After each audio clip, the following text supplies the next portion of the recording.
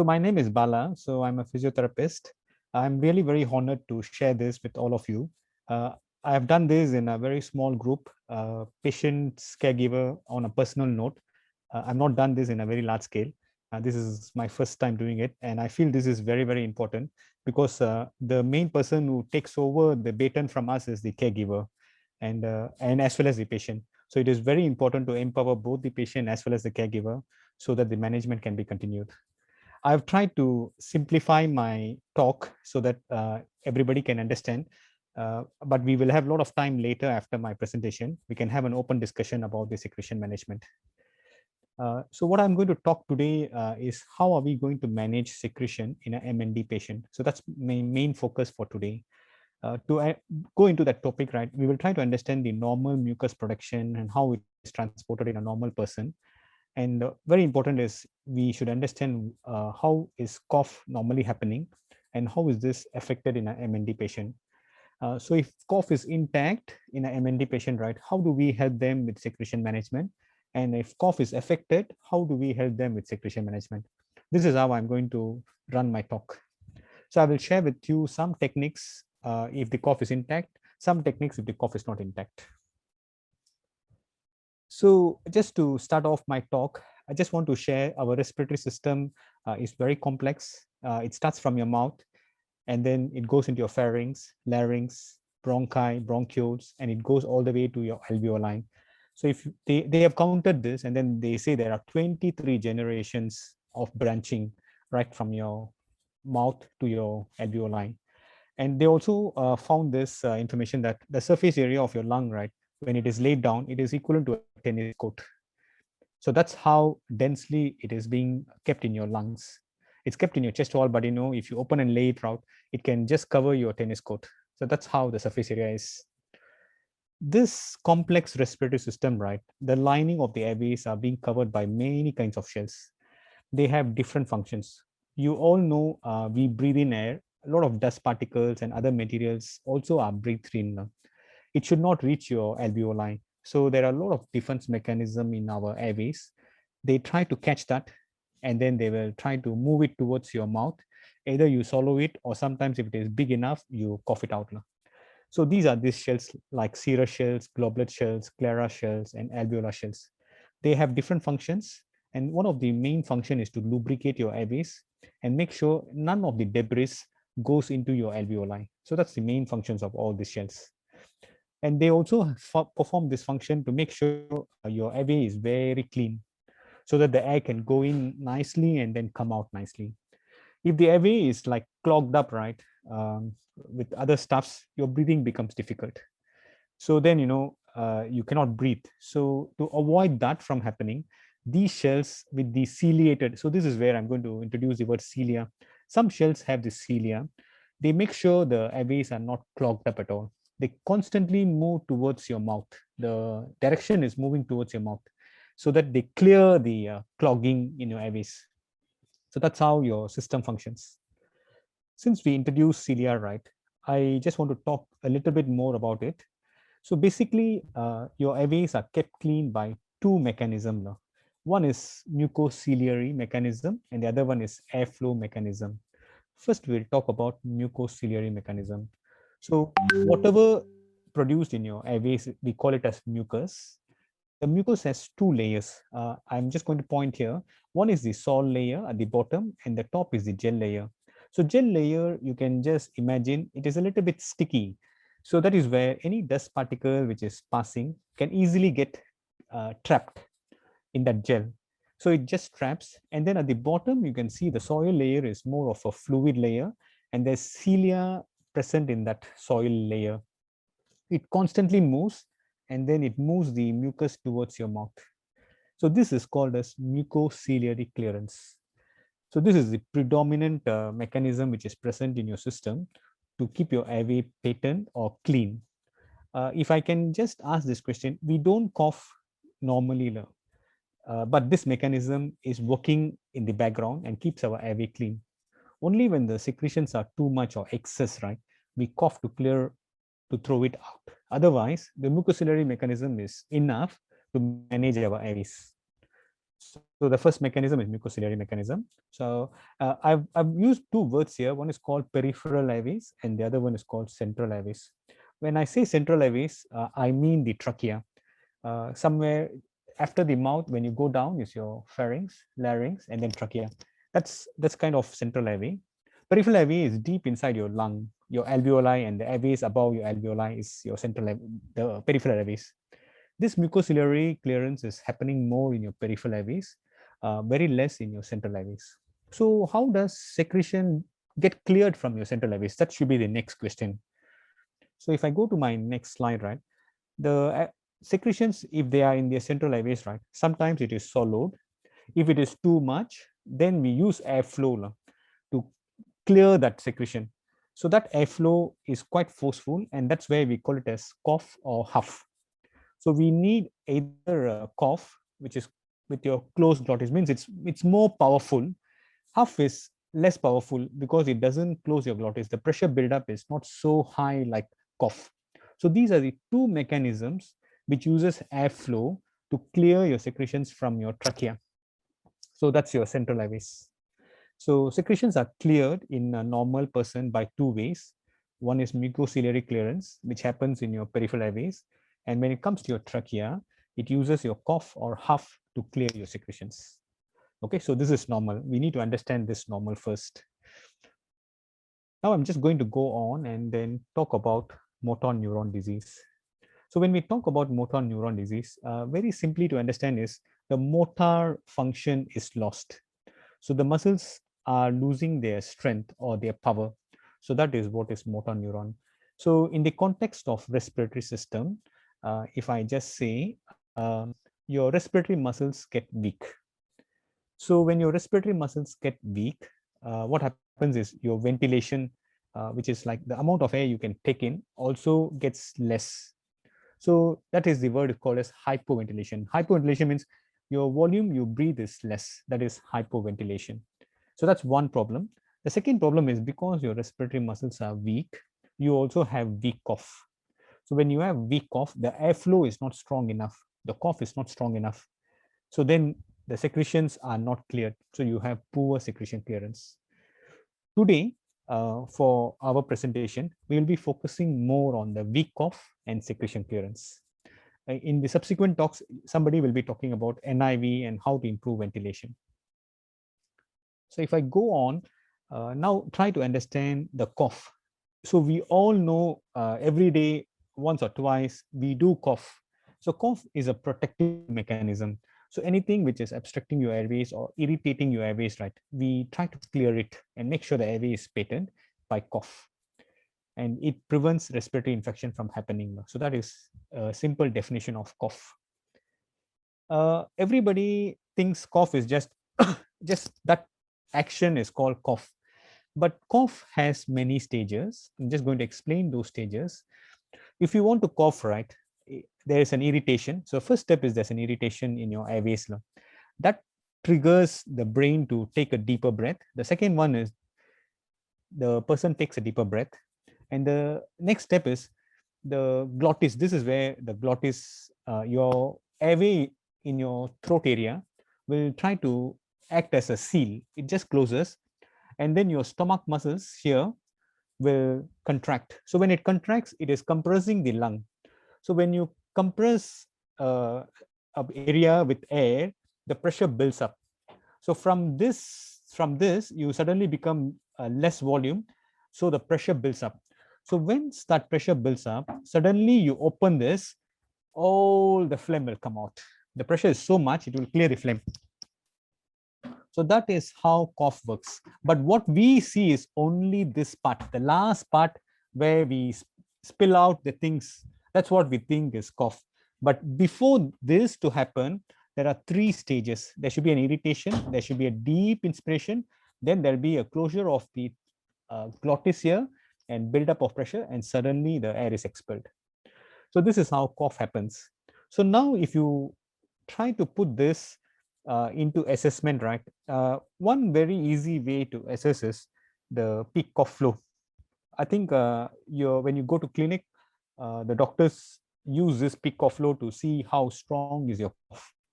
This is one simple way to assess your cough. I put some numbers here. I just want to give you this information. The normal is around 360 to 1200 liters per minute. It will be displayed in this device when you blow out.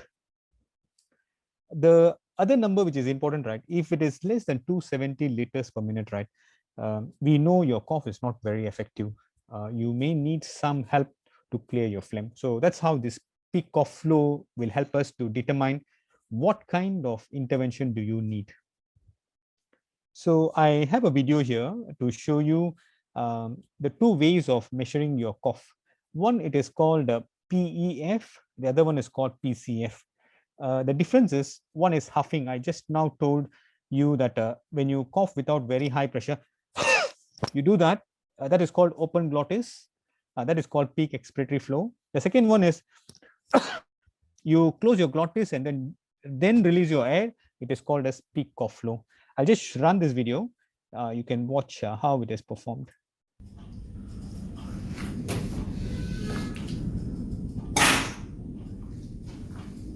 So if you can see that he didn't cough, he just blew the air into that. So that is peak expiratory flow, which is open glottis. I'll repeat one more time.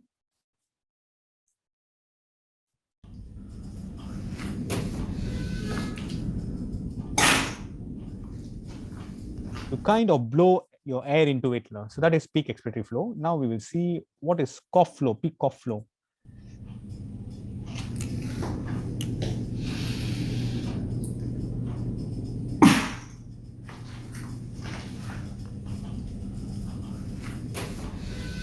So if you can see the second video, the person is coughing. So sometimes we ask the patient to cough, the cough may not be so strong, so we don't know how to measure. So sometimes we ask them to blow. So these are two ways to understand what is your flow like, peak expiratory flow like, or peak cough flow like. Okay, so I think you should have done this. If you're a patient, your doctor should have done this, so you should know what is this. So if you can see the values here, the peak expiratory flow will be slightly lower compared to your peak cough flow because you're not building up enough pressure. Peak expiratory flow is less pressure building. Peak cough flow is more pressure building because the glottis is closed and then the air is expelled. I just want to give you this understanding. Okay, so this is how you assess cough. You assess cough and you know some normal numbers. 270 is our cutoff point. If our number is below 270, our management is slightly different. If our number is above 270, our management is slightly different. So that's how this is going to be very useful. So with that, I'm just going to show you this flow chart. Don't worry too much about it. I will just briefly tell what is this flow chart all about. So just now I said 270, right? So we measure the cough, and then if it is 270 and you are performing more than 270, you don't need any major intervention. You just have to monitor.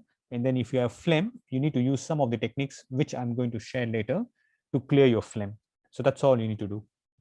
But if your peak cough flow is less than 270 liters per minute, then you may have to start initiating some of the management to make sure your peak cough flow can reach 270.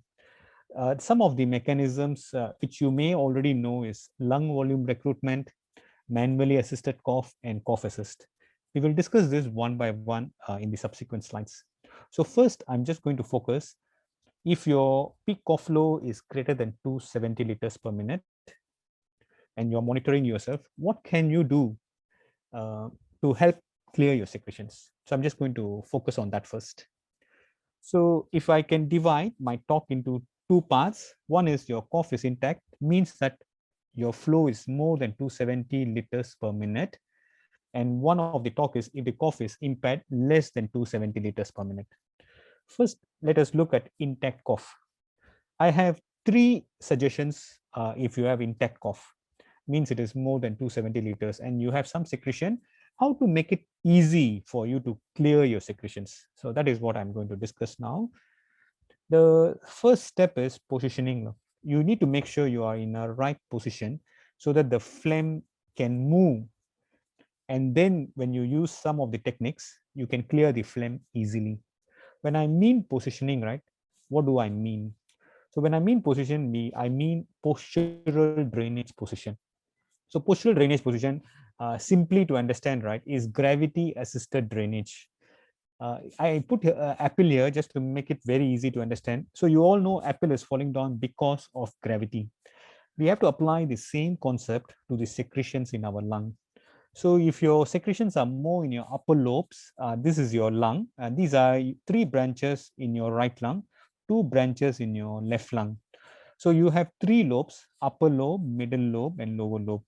If your secretions are more in your upper lobe, uh, you need to position in a way that it can drain your upper lobe. If your secretions are more in your middle lobe and your lower lobe, you should position yourself in a way gravity is helping to drain your secretions. So what is that? We will just see in a video shortly. Uh, Let me show that video later. So just understand, there are different positions based on the lobes where the secretions are. I just wanted to just briefly mention here, somehow you know yourself where the secretion is, whether it is in your upper lobe, middle lobe, or lower lobe. You can just keep your hand there and you can feel some noises there. We call in medical terms called fremiters, but you can see some noises there. So if you can feel that, then you know this is in your upper lobe. If you feel more in your basal, it can be either in your middle lobe or in your lower lobe. So that's how you can assess yourself. Just keep your hand on your chest and you can assess yourself. The next technique I'm just going to share is percussion. This one, sometimes you can do this on your own, or if carer is there who is competent, they can help you to do this. Just to simply understand what is percussion, right, is similar to your ketchup bottle. So you can see this ketchup bottle, right? The ketchup is not coming down. So what you do is you put that ketchup bottle into a gravity position. So this is what is postural drainage. For this, this is your postural drainage position, because gravity is assisting. And then on top of that, you are tapping or clapping on the edge here. So that will dislodge the ketchup and your ketchup will move.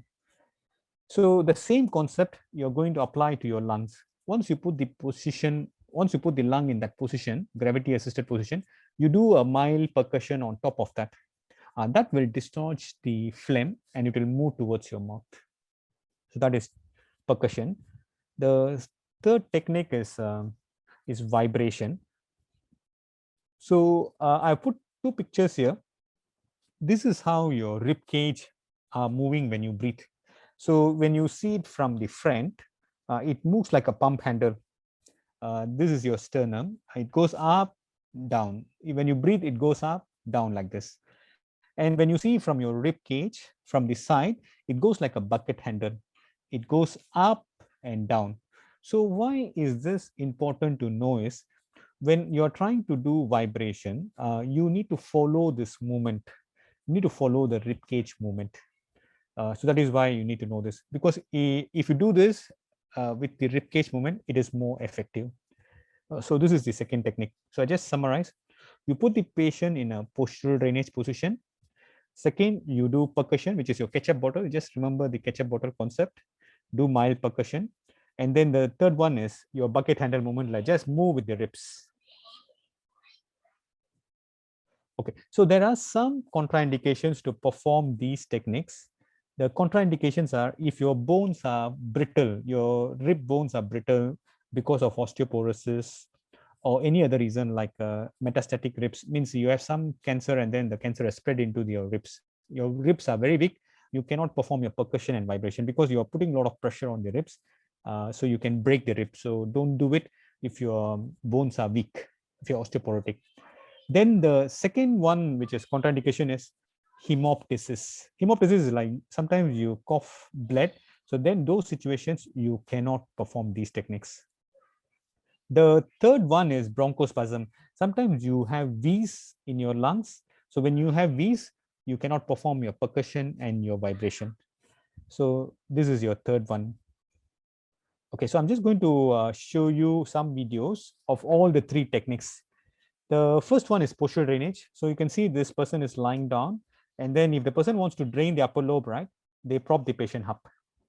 So that's how you can drain your upper lobe. And if you want to drain your middle lobe and your lower lobe, right, you have to turn yourself.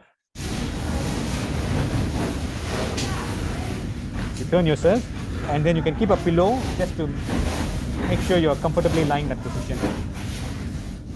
So you have to be in that position for at least half an hour for it to be effective, for drainage to be effective. You turn, it doesn't happen immediately. You have to lie down in that position for some time. So that's something I just wanted to add on. So this is your postural drainage position, upper lobe, middle lobe. Yeah. So the second technique which I showed to you is percussion. So I'm just going to play that now. So once a person is in that position, you do your clapping movements.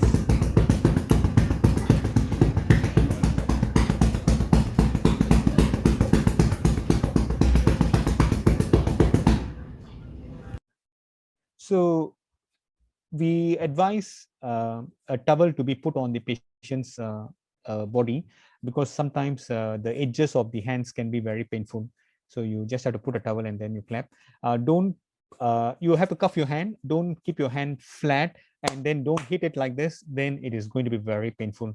The sound will tell you. If you cuff, the sound is slightly different. When you keep your hand flat, the sound is different, and it has to be done very slowly and rhythmically, not very fast.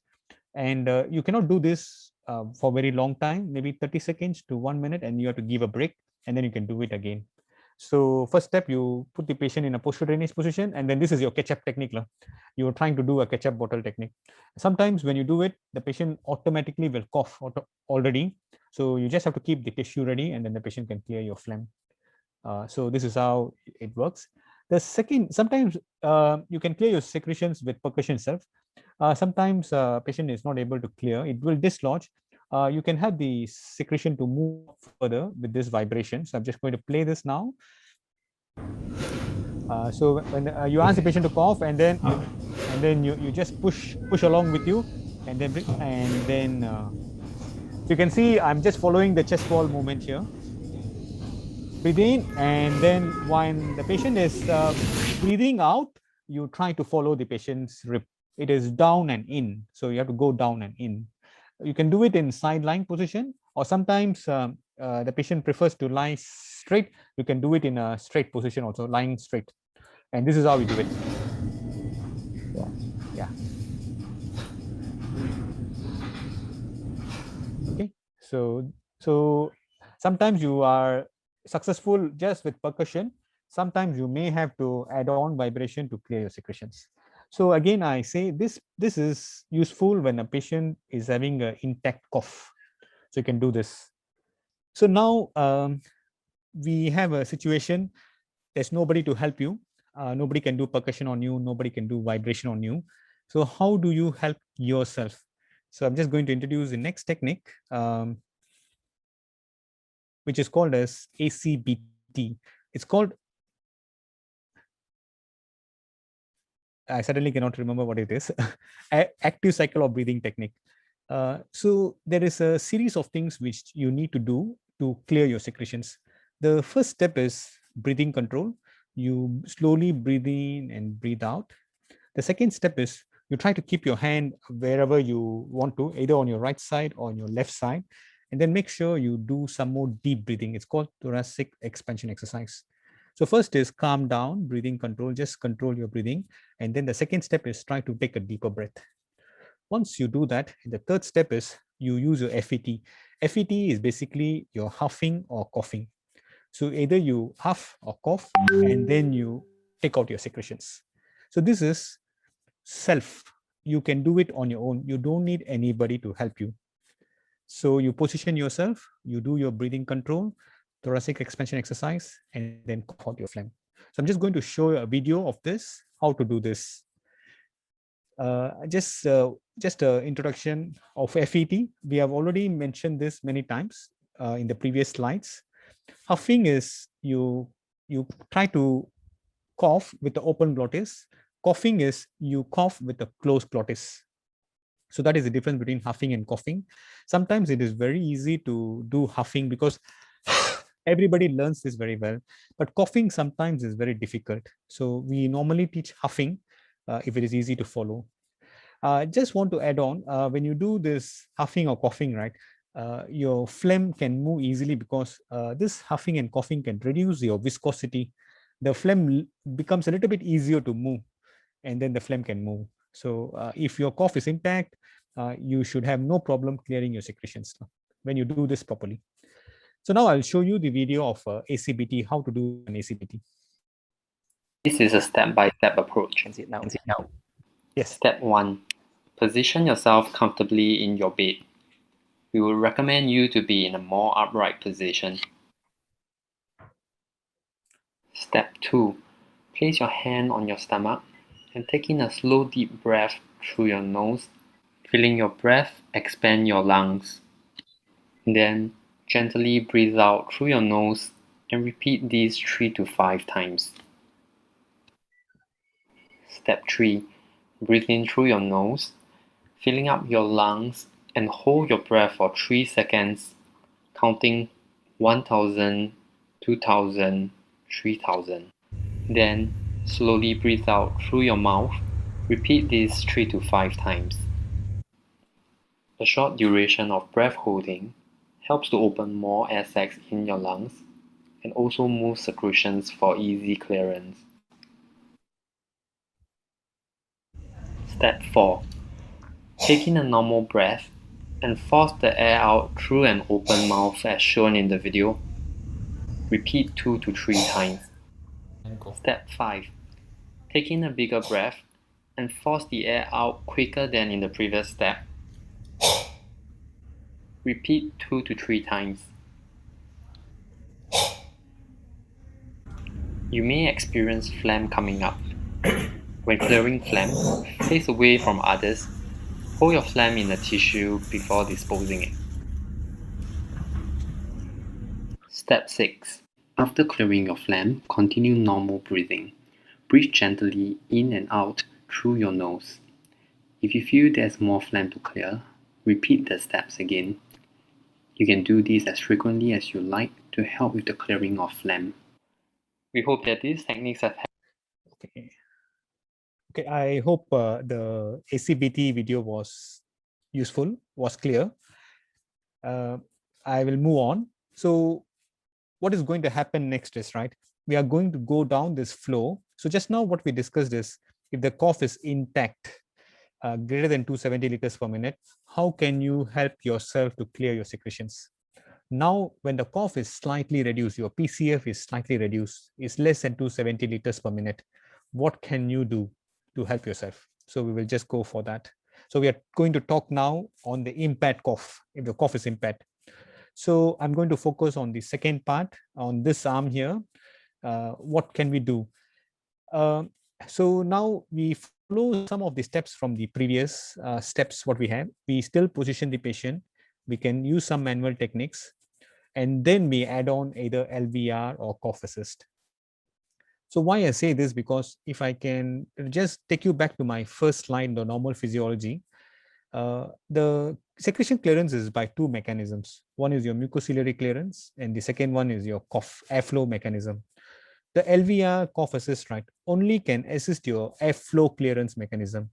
The peripheral airways still needs clearance, so that can be done by your positioning and your manual techniques. And the LVR can add on clearing your secretions from your trachea and just below your trachea. Okay, so we cannot just solely depend on LVR and cough assist alone. We still have to position the patient to clear secretions from the peripheries. Okay, we will talk about these three steps, how to augment cough. So augment cough usually either by augmenting inspiration or augmenting expiration, or augmenting both inspiration and expiration. How are we going to do that? We will just go and see in the subsequent slides. So augmenting inspiration. So this is where I'm going to talk about LVR. So there are many ways to augment inspiration. One of the ways LVR, lung volume recruitment, or we call it as breath stacking. The second one is glossopharyngeal breathing. This is easily done by some of the patients. It was initially discovered in poliomyelitis patient, and then subsequently a lot of NMD patients also start using glossopharyngeal breathing to increase the inspiratory volume. And there are other mechanisms. We use NIV and use volume control ventilator to deliver more volume. We also use sometimes the cough assist, mechanical insufflation to deliver inspiratory pressure. And we also use a bagging unit without a one-way valve to increase your inspiratory volume. So there are different mechanisms, but today we will be discussing more about the breath stacking, which is lung volume recruitment, and glossopharyngeal breathing. So to easily understand what is lung volume recruitment, right, you can see this diagram here. You can see the patient can only breathe this amount of volume. So what are we trying to do is, right, can we stack this volume so that he gets a bigger volume? So that is all about lung volume recruitment now. So for this to happen, their bulbar should be intact. They should be able to hold the air. For example, they breathe in, they should be able to hold that air, and then you stack a second breath on top of that and a third breath on top of that, and if needed, a fourth breath. So it's up to the patient's comfort. So we do accordingly now, either 2 breaths or 4 breaths. So this is what is breath stacking, or is called as lung volume recruitment. It is better done with a device. Sometimes if you don't have a device, you can do it spontaneously on your own. So if I do it with a device, these are some of the things you need to set up the device. I know some people are already having this device, but I just wanted to share this knowledge so that in future, if you're looking for, you know how to look for these devices. So this is the bagging unit, and this is your corrugator tube. There's a flexible tube, and there we have a one-way valve here. And then for the first time, we use a filter here, and then we have a manometer to measure how much pressure the airway is having when you do this mechanism. And then finally, you use your face mask here to connect to the patient, to fit it to the patient. So this is how the LVR unit looks like.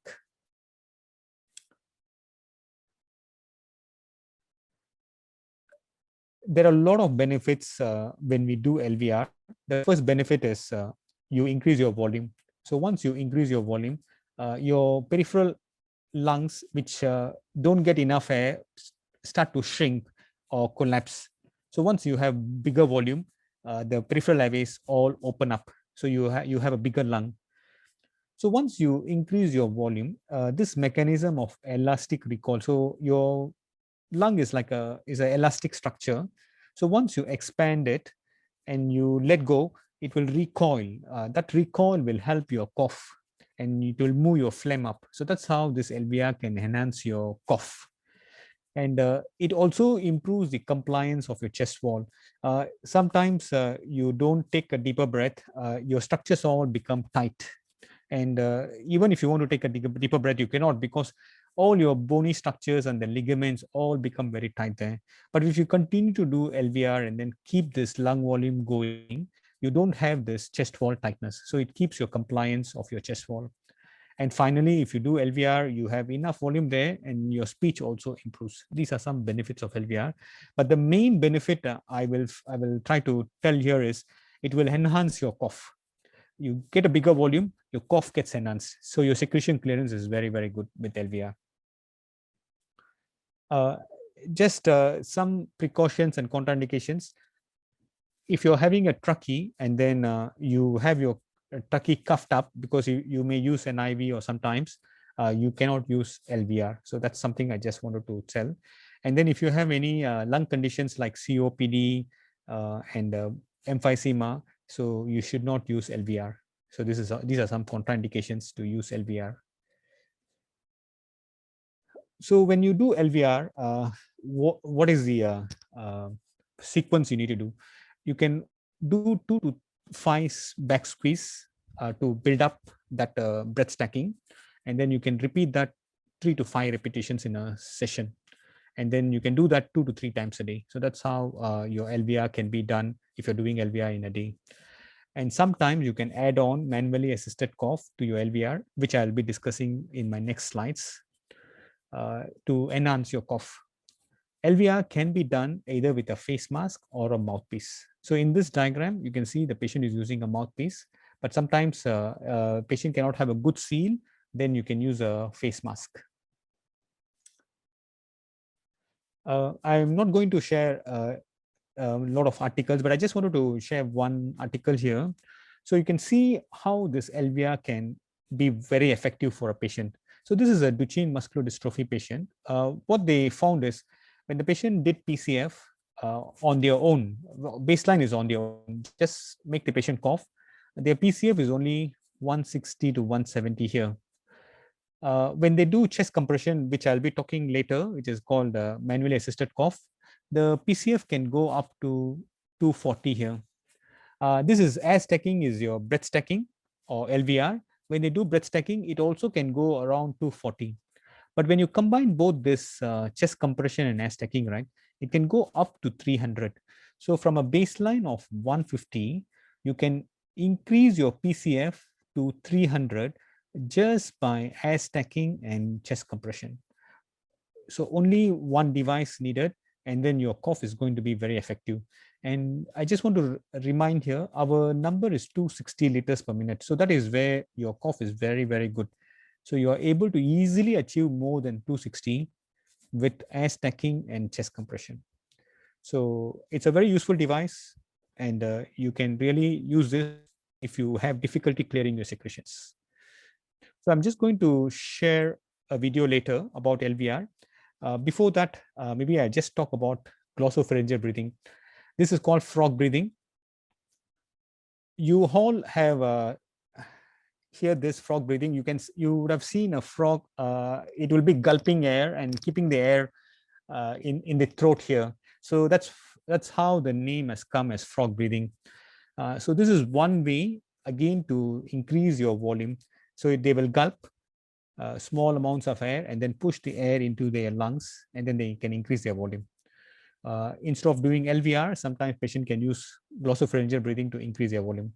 So I'm just going to show two videos first. First is LVR, and then I'll come and show you the glossopharyngeal breathing video.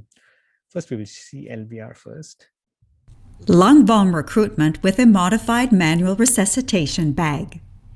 The LVR bag is used to assist with breath stacking, beyond that which an individual can achieve on their own up to maximum insufflation capacity. Routine lung volume recruitment with the LVR bag benefits individuals with neuromuscular diseases, spinal cord injury, or musculoskeletal conditions such as kyphoscoliosis. Most importantly, use of the LVR bag will increase lung volume, improve cough effectiveness and secretion clearance, and/or simply assist to clear nasal passages. Be mindful that the LVR bag is not an emergency resuscitation device. If used for resuscitation with a full face mask, the LVR bag one-way valve will not allow the individual to exhale and may cause intention pneumothorax. When first using the LVR bag, it is recommended to be familiar with the kit's contents. The LVR bag consists of the following essential components: one manual resuscitation bag, one 50 cc large bore tubing to allow for maneuverability, one single one-way valve with a caution indicator. This one-way valve assists with breath hold in conditions with weak upper airway. The one-way valve capped port can be used to add a pressure manometer.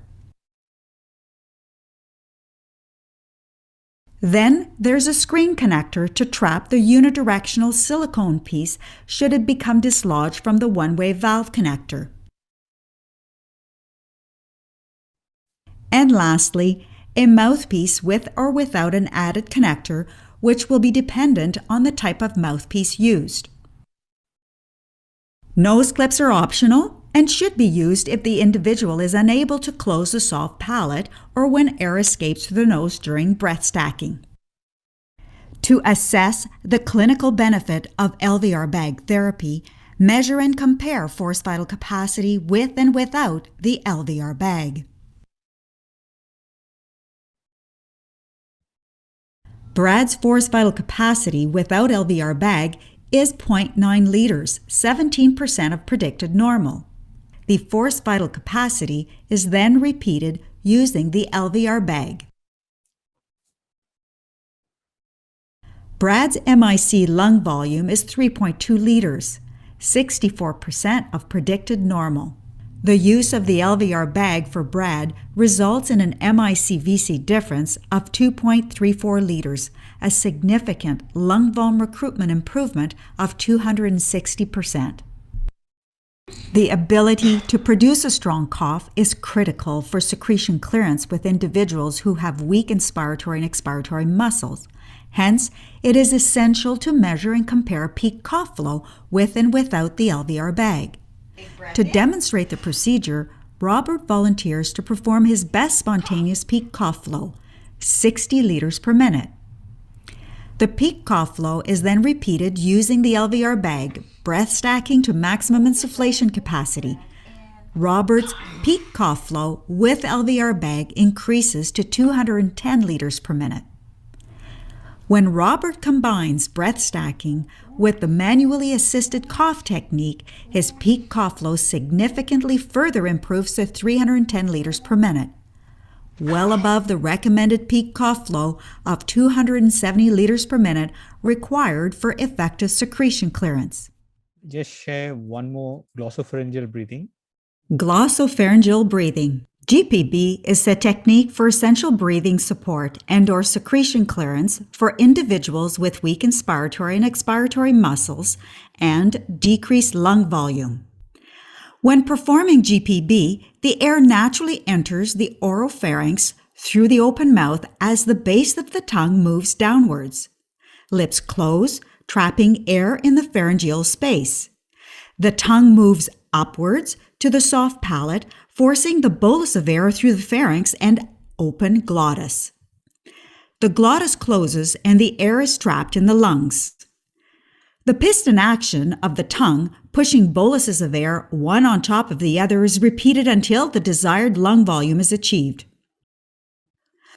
When first performing GPB, it is useful to use the word gup to assist with proper positioning of the throat muscles. This is Brad's first attempt with GPB. In the learning process, you say the word gup, but with minimal voice volume. I'll demonstrate.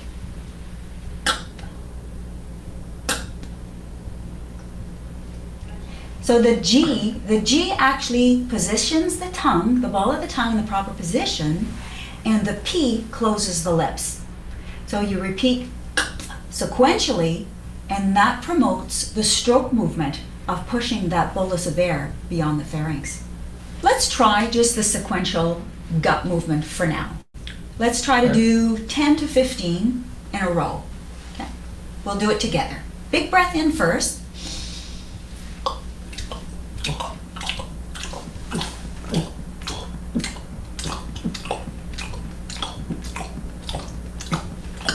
Let it go. Dino also performs GPB. To assess his technique, we measure with a right respirometer the gup air volume, which is the bolus of air pushed beyond the pharynx by the piston action of the tongue, and it is proportional in size to the descent of the base of the tongue. In this instance, Dino's gup air volume is more than acceptable at 100 to 125 mil. I hope everybody enjoyed both the videos. So that's about assisting inspiration, augmenting inspiration. You can either do through LVR method or GPB, glossopharyngeal breathing. So now we will just go to the next step.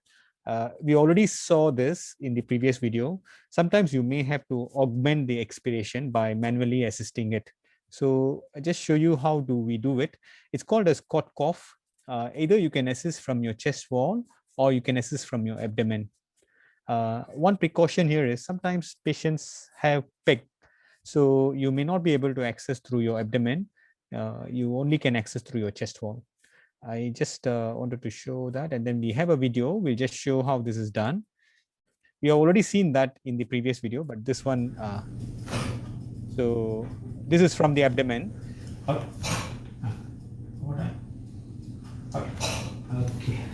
So if the patient is having a PEG, you've got to move this to your chest wall. When you do it through your chest wall, it looks like your expiratory vibes, which I showed you earlier, down and in, same. So down and in is slightly less intensity, compared to the manually assisted cough. Manually assisted cough, if you're doing it from your abdomen, you can put in more pressure. But if you're doing from your ribs, I think your pressure should be controlled, because if you put in too much pressure, you can break your ribs. So this is the second way you assist your cough. The first is you augment your inspiration. Second is you augment your expiration. When the patient is about to breathe out, you push the air out by pushing it, either from your abdomen or from your chest wall. Okay, so we have done the second part. The third one is sometimes even with the LVR as well as manually assisted cough, we are not able to achieve that 217. That's when you get your cough assist device. So the cough assist device, everybody would have seen cough assist device already. It looks like this. This is the older version. You have a newer version also. Just to give you some history about cough assist, the cough assist was started it was first discovered from the tank respirator in 1950. That's the first discovery. Then subsequently, they came up with the cofflator in 1952. And then after 1952, in 1960, when positive pressure ventilation all came out and tracheostomy was discovered, we did not need this cough assist kind of device. So it kind of died. And in 1993, they came up with this cough assist, what we have currently. So it works in a slightly different way compared to the previous one. You have two blower. One applies positive pressure and then rapidly shifts to a negative pressure. So this shift from positive to negative suddenly simulates a cough. So that's why it is very, very powerful in clearing secretions. So that's your cough assist. That's about the history. So I know you all know about this, but I just wanted to emphasize here. So there are some contraindications and precautions to cough assist. So on your left-hand side is more of a contraindication. On your right-hand side is more of your precautions. So if you have a pneumothorax, this may not apply in a home setting, but this is one of the contraindication. You untreated pneumothorax, we don't use cough assist. If the patient's lung is very weak and the lung is hyperinflated, that is called as bulle, we don't use. The patient has a thoracic surgery done, we don't use cough assist. And again, patient is coughing out blood, we don't use. Any airborne infections, sometimes we don't use cough assist. This is again not for home setting, this is for hospital setting, so we will not talk about it. If the patient is having COPD, we can use cough assist, but we need to adjust it. The inspiratory pressure has to be totally low, and then expiratory pressure can be higher. So that's how we have to use it. You cannot use high inspiratory pressure because COPD will trap hair, so we cannot use that. So again, restless, uncooperative patient, you need to decide whether this is working or not. Sometimes COPD is not diagnosed, but they have a smoking history. Even then, you need to take precaution. Don't have a very high lung volume, or the inspiratory pressure should be low. Patient's respiratory rate is very high. Again, you need to know why this is high. Is because of secretion or is because of something else? If it is because of secretions, you can try and then see whether you can help. If it is for some other reason, maybe cough assist may not be the right thing to do. If the blood pressure is very labile, again, you should not use cough assist. Sometimes the patient, again, this is a hospital setting, they have a chest tube inserted. We sometimes be very careful when you want to use cough assist when the patient is having chest tube. So that's about some contraindications and precaution. So this is how it is defined. Cough assist is defined. It gives you a volume of air and then suddenly it sucks the air out. So if I try to explain this in a very easy way to understand, kind of a vacuum cleaner. Vacuum cleaner only sucks air, but cough assist, what does it do is it also gives air first. It gives air first and then sucks that air. So that is basically a cough assist. Is a modified form of a vacuum cleaner. But it is very, very useful for a patient who is having weak cough. The other big advantage of cough assist, right? Normally, if you want to clear secretion, if the patient is not able to cough, you use suction catheter. Suction catheter is invasive. Every time you put a catheter, it's painful, and then you can cause trauma. Cough assist is kind of a suction catheter, but it uses air to suck the secretion out. In a suction catheter, you use a catheter and then you apply suction and then you take the secretion out. So that's how you can understand cough assist as. It's a kind of a non-invasive. kind of a modified vacuum cleaner to clear your secretions from your airways. So just wanted to make it very simple to all you to understand. So the next parts, right, I am just trying to make you use cough assist. I know some people may already know it, but if you're new to this, I just wanted to introduce the cough assist. So this is how the machine looks like when you switch on this button. This kind of screen comes up. So I'll just go one by one. The first one is a setting button. The number, whatever appears here, you can change it by pressing the setting buttons. You press the setting button, there'll be a big menu there. And then this is the up menu and down menu. You can change your settings here using the up and down menu. And then the third button here, it says standby here and it says therapy here. If you want to start the device, you press this button. So these are the functions of this button. This is the on and off button. The button here is not very visible. This is actually a manual switch. You can either shift to the right side or shift to the left side. So this one is used when the machine is used in a manual mode. You only want inspiration, then you can use this switch. This one here is your battery indicator. It tells you whether the patient, the machine is fully charged or not charged. So if you're going as an outdoor, make sure your battery is fully charged. That's how this is useful. This is an indication that the machine is not working. It's in standby mode. And these are all your patient settings. So if I go to the back side of the machine, there's a power point here. And this is the pollen filter. It filters air. And then this can be taken out and then cleaned and then put back, this pollen filter. And this is the battery here, detachable battery. Okay, then these are the interfaces. Patients sometimes may have trachea. So then you use a trachea catheter mounted interface. Sometimes the patient is using NIV through a face mask. So then cough assist also should be used through a face mask. These are the two interfaces. And these are other accessories you may need to use a cough assist. This is the connector. Sometimes the face mask and the corrugator cannot connect. So you need a connector to connect the corrugator to the face mask. And the same, this connector will connect back to the corrugator. And this is the most important thing in a cough assist machine. This is the filter. This is the bacterial filter. This is connected to the machine.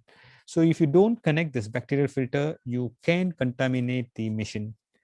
Yeah, so that's very important to know. You cannot use the machine without this bacterial filter because cough assist is something very unique. It is sucking the air inside. The air goes inside the machine. So you need this bacterial filter to filter. Otherwise, whatever bacteria can go inside. So bacterial filter is very important. So if you can see, the bacterial filter is here, right here, so that it stops any bacteria from going into the machine. You can sometimes directly connect to this because it doesn't stop you from connecting. But if you forget this, this machine is spoiled. So just wanted to caution that. Again, it can come with a face mask or with the trachea. If you have a trachea, then this is the tracheal mount. These are the two interface. So the next one is, how do you set up cough assist? When you're in a hospital, your physiotherapist or whoever is teaching you cough assist will come up with a setting, what is suitable for you. But I'll just go through how they go about setting your pressures. You can either choose a manual mode or auto mode. Both are available in the machine. So auto means your hands are free. You don't need to use that switch to move it to inspiration or expiration. The machine will automatically go into inspiration and expiration. So that's the mode. The next important one is cough track. Cough track is a special feature in this E70, the latest cough assist machine. What is cough track is, the machine will not function unless the patient triggers a breath. So that is cough track. So this is giving control to the patient. Whenever the patient wants, the patient can trigger. If not, it is timed. If cough track is off, right, every few seconds, right, it will continuously pump in, pump out, give a pause, pump in, pump out. So that is without cough track. If cough track, the machine will not function. The patient has to trigger the machine to function. So that is the usefulness of cough track. And in MND patient, it is highly recommended to keep the cough track on. I will tell you why later. When you want to start a cough assist to a patient, we always start with a low pressure, +20, -20, and then slowly increase the pressure by 5 centimeter water. What is the ideal pressure is varying from patient to patient. The way we decide is if the phlegm can come out into the tube, then we know this is the ideal pressure. So that's how we see. But we also have to watch the patient's BP. You cannot go very high on the pressure and make the BP drop. So every time you increase pressure, you have to measure your BP simultaneously, make sure the BP doesn't drop. So that's how you decide your pressure. And your time for inspiration as well as expiration is around 2 to 3 seconds. And one thing to note here is your expiration time should be always lesser than inspiration time, or is same like inspiration time. It cannot be higher than inspiration time. So that's something we just wanted to highlight here. And you also can set oscillation. So when you keep that face mask on your face, it will oscillate. So this will transmit that vibration which you're doing through your hand to your airways, and that will reduce the viscosity of the secretion, and the secretions can move easily. So you can set your oscillations in the machine also. Sometimes patients are not tolerating this, so we may not start at the beginning. We'll allow the patient to just get used to that pressure, the air pressure first. Once they're used to it, then maybe we will start oscillation. Again, it is tailored to the patient rather than we start everything at one go. So that's about setting. So once you have set, your number will be displayed here. Whatever setting you have done, it will be displayed here. And then now you just have to explain the patient that we are going to start cough assist. Sometimes what I will do is I will make them feel how the air is in their hand. Just blow the air in the hand so that they know how the air is going to come. But rather than directly putting it on the face and then experiencing that blow, and then they will have that jerk. Oh, suddenly the air is coming. So I don't do that. So I usually make them feel the air flow, how it is in their hand, before starting the patients on their face mask through their face. So when you want to start, what you do is you press the therapy button. So once you press the therapy button, you can see the standby button here is gone. So then the machine is starting to work already. You will know the machine is working only when you see this kind of bar there. The blue bar is saying that the patient has initiated inspiration, and then this yellow bar shows the patient has initiated expiration. So this one repetition is considered as one cycle. Patient has inspired and expired. This is considered as one cycle. So if you want to repeat this 5 times, then it is one set. You can repeat this 3 times based on the patient's comfort level. Patient cannot take 5 cycles. You just do it 3 cycles. So this is as one set. Sometimes the patient may need 2 to 3 sets or 3 to 5 sets based on their tolerance to clear secretions. So that's how it is repeated. So then once you finish your treatment, you cannot leave the machine on. So you need to press this button again. Once you press the standby, you can see the standby button there, and then the machine is in a standby mode. Then you allow the patient to rest for some time, and then you can start it again. So this is something very important. I thought I will share here. A lot of people ask me about this, so it will be very useful. So I have separated in the accessories based on the maintenance. So this interfaces and the connector, right? Until unless it is spoiled or totally soiled and you think it's no need to use it anymore, you can change it. Otherwise, you can keep it clean, wash it, keep it, and then you can use it for a longer time. The second, the corrugator tube, you have to keep cleaning it. Once you clean it, you have to air dry it. Make sure there's no water drops inside. And then even if you do that, we don't recommend it to be used more than a month. So every time you use it, you put a date there, and then you keep changing after 1 month. Same goes for filter. And then make sure this one you don't wash. Filter you should not wash, but you just change every month. So this is how you maintain the accessories for cough assist. Even the pollen collector at the back, you can wash it every 2 weeks, and then make sure you dry it before you put it back. And then you can change it every 6 months. So the battery, I think if it is draining very fast, you may have to change it. Otherwise, make sure you don't overcharge the battery. Yeah. So this is some maintenance for you for cough assist. I have a video. I'll show you a video. What I want to just add on one more thing. Sometimes there is this situation, yeah, I think there's somebody not muted. Yeah, okay, I'll just continue. You try to apply the cough assist, and then the cough assist is not triggering. You may encounter this issue. Maybe the first breath is triggered, the second breath is not triggering. So this is a common situation. What is the problem here is the patient, if your cough track is on and the machine is not being triggered, means that the phlegm has come up and then it is blocking his airway. So you have to stop and then clear the secretions first before continuing with your cycles. I just wanted to emphasize here. You may just wait for the patient to trigger breath, but the patient is choking. You may have to watch this and make sure if the cough assist is not triggering, means that the patient's phlegm is up already. Stop the cough assist, go and make sure the patient coughs out a secretion. It may be in his mouth already. So that's one thing I just wanted to highlight. That's one troubleshooting. If the cough assist is not triggering after the first time, don't wait for the patient to trigger the cough assist. Stop it and clear his secretions first before you continue with cough assist. So now I just wanted to give you this recommendation. Sometimes we have these patients with bulbar involvement. There's a lot of studies done on this bulbar patient, and they have come up with some recommendations, especially for patients who are having bulbar involvement. Your physiotherapist or the person who's teaching you cough assist will teach you this, but I just wanted to also share this with you. The pressure, if you have bulbar involvement, the pressure they use is usually a lower pressure, and this pressure will match with your NIV pressure. Your NIV pressure and your cough assist pressure, inspiratory pressure will be same. If you're using inspiratory pressure for NIV is around 20, your cough assist also is around 20. So that's how you make sure you don't exceed that inspiratory pressure. And then you have a longer inspiratory time. For example, normally I said it is 2 to 3. You can have it 3 to 4 minutes, 4 seconds also for inspiratory time. That's the first thing recommended if you have bulbar involvement. The second recommendation is always have cough track on.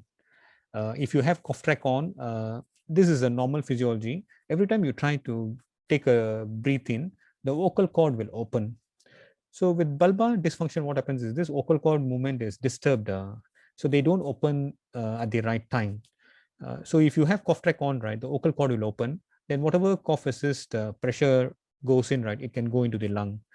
If you don't have the cough track on and then the pressure goes, the vocal cord may not open at all. It will be closed, and the airway, the pressure will not go into the lung. The air pressure will not go into the lung. It will go into your stomach, and it will cause you a lot of discomfort. So that's why they say always keep the cough track on for bulbar patient. Just to summarize, the inspiratory pressure is similar to your NIV pressure, and then the cough track should be on for your bulbar patients. So that's about cough assist for a bulbar patient. And this slide I just want to share, quite an important slide. It is a recent publication. So a lot of times, as I mentioned previously, we have two kinds of airway clearance. One is your mucociliary clearance, one is your FO clearance. If you are using cough assist, it doesn't mean that you should not use your mucociliary clearance techniques. So you should still use that and then augment the cough assist or LVR on top of that. Because cough assist works only in your central airways, that is your trachea and just below your trachea. It doesn't act on your peripheral airways. So if you have secretions, always go for your positioning, percussion, vibration, and then you augment it with your cough assist. That's where you can have a better airway clearance. You cannot just use cough assist alone to clear your secretions. That's what is explained in this flow chart. Respiratory physiotherapy, airway clearance technique, it can be proximal as well as peripheral. The proximal, you can see manually assisted cough and cough assist is coming here, but your peripheral airways is your manual techniques. Whatever I just now shared with you, percussion, vibration, everything will come under manual techniques. These are some other techniques which is used in overseas, but we don't use this high frequency chest wall oscillations here in Singapore as well as in Asian countries. We don't use this. I don't have much. These are some recommendations from the article. I'm just going to show you one more video before we can have a discussion. This is about cough assist being used in a bulbar patient. So this is your vocal cord. And the patient breathes in, it opens. And then when the patient breathes out, it closes. So this is normal. This is acceptable. We have no issues with this. The problem comes when that doesn't happen. So you see this video. It is inspiration. Okay, they will show you a slow motion. This is inspiration, but you see this is closed. Yeah, this is the problem with bulbar. So that is where I shared you some of the recommendations. Okay, so I just wanted to share this video.